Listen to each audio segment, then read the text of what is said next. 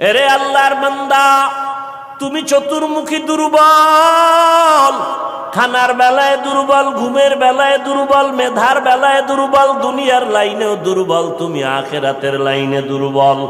এখন যদি তুমি জান্নাতের পথে চলতে চাও, একা একা চলা যাবে না, তোমার সাহায্য নিতেই হবে। সাহায্য ছাড়া চলার কোনো রাস্তা নাই। তুমি কোরআন পড়তে জানো না, নবীর সুন্নত কোনটা বুঝো না। এখন যারা সুন্নত জানে, কোরআন জানে, তাদের কাছে যেতেই হবে। ওলামায়ে আহলে হকের পরামর্শ ছাড়া চলার উপায় নাই।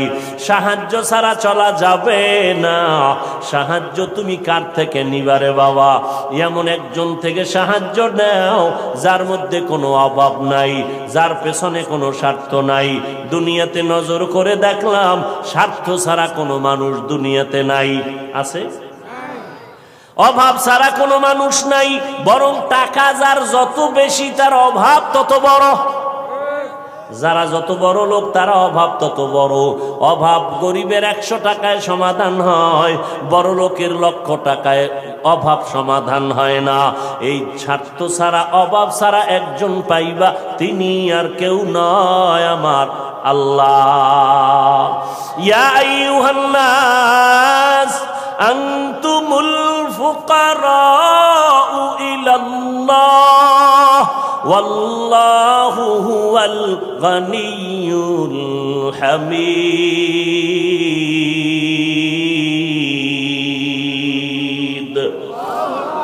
गर तवक्कुल मी कुनी हर सुबह शाम, मेरा सनद रिज़्क़ तू अज़ला मकाम। বাহাদুরি করিও না রে বাবা, অন্যের সাহায্য ছাড়া চলা যাবে না। দোয়াও কিন্তু একটা সাহায্য, দোয়াও সাহায্য। সাহায্য ছাড়া চলা যাবে না। মা বাবায় দোয়া করে, এর সাহায্যে আমরা বড় হয়েছি। মা বাবার ক্লান্ত পরিশ্রমের কারণে আমরা বড় হয়েছি, মা বাবার সহযোগিতায় বড় হয়েছি। কিন্তু স্বার্থ ছাড়া জমিনের মধ্যে কোনো মানুষ নাই, অভাব ছাড়া কেউ নাই।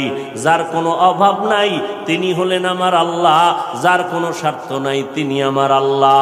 এরে বান্দা, নিজেরে বড় মনে করলে ধ্বংস অনিবার্য। আল্লাহর এক বান্দা বড় আবেদ, আমার নবী সাহাবায়ে কেরামদের ঘটনা শুনাইতেছেন। বড় আবেদ, বনি ইসরাইলের ভেতরে নাম বড়, নাম ডাক বেশি, এত ইবাদত করতেছে। একদিন সিদ্ধান্ত নিয়ে নিল, ঘরের মধ্যে থাইকা ইবাদত একুরেট হয় না, মানুষের সাথে চলাফেরা, মানসিকতা নষ্ট হয়ে যায়।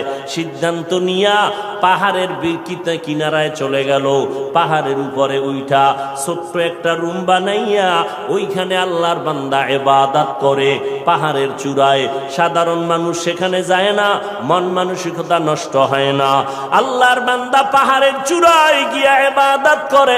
ঘরের ভেতরে মা বড় একা, আম্মা জান ঘরের মধ্যে বসে মোটামুটি জীবন যাপন করে। সন্তান আসে না, ইবাদতের মজা পাইয়া পাহাড়ের চূড়ায় উঠে ওখানে ইবাদত করে।